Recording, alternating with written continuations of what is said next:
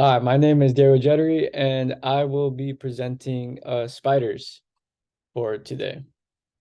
Uh, More specifically, I will be presenting the black widow spider, and its scientific name is Elatraodectus mactans.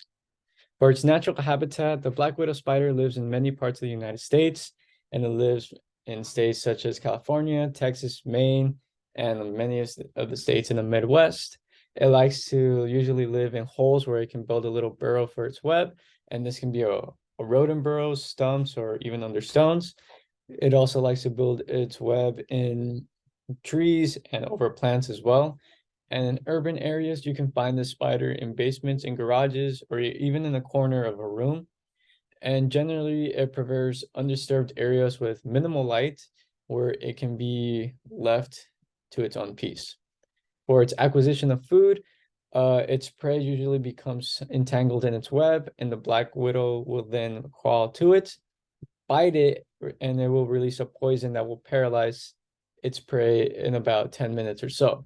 Once it's been fully immobilized, the black widow will then secrete digestive enzymes that are released into its bite wound of the prey, and then the prey will just externally digest.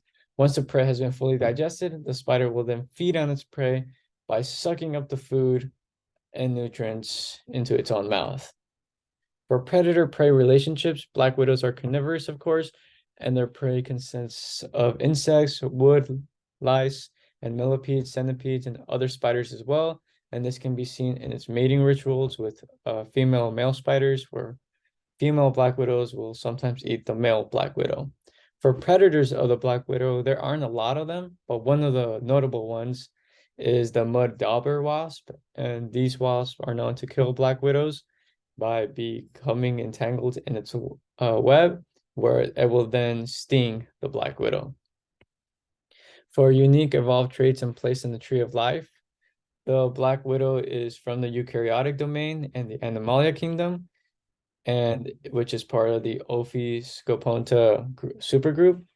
And from there, black widows are also part of the protostome group, and its phylum is the Arthropoda phylum, and it shares that phylum with centipedes, millipedes, grasshoppers, and other insects as well. And it's for its unique evolved traits. Black widow spiders have an exoskeleton shell made out of chitin. It has a segmented body with jointed appendages, and you can see this in its legs. It also has a regional body specialization, tecmosis, with two specialized body parts, and one of them including the abdomen. It has an open circulatory system, which replaces, since it doesn't have true blood, it has a special fluid called the hemolymph that can pull in various locations in the body. And that also has a ventral nerve cord.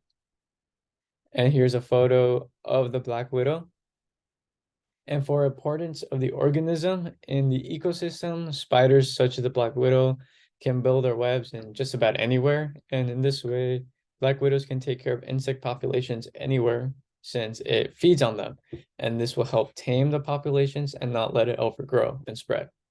For importance for humans and other benefits, like I said before, they're able to keep insect populations down. So this is beneficial for us since we already hate insects, like I know many of you guys are, with mosquitoes, centipedes, and millipedes, and black widows help control those populations. So if we already hate insects right now, we would probably hate insects more without spiders to help keep those populations down. Black widow's venom is also beneficial in the farming industry and in biotechnology. In the farming industry, its venom is being researched for its uses in insecticides that can be left without a trace. And for its biotechnology, there are many applications for many various drugs in heart research and drugs for heart diseases. So there are many hopes for a drug that can come out of a black widow's venom. And for here are the citations. And once again, my name is Diego Jettery, and thank you for watching my presentation.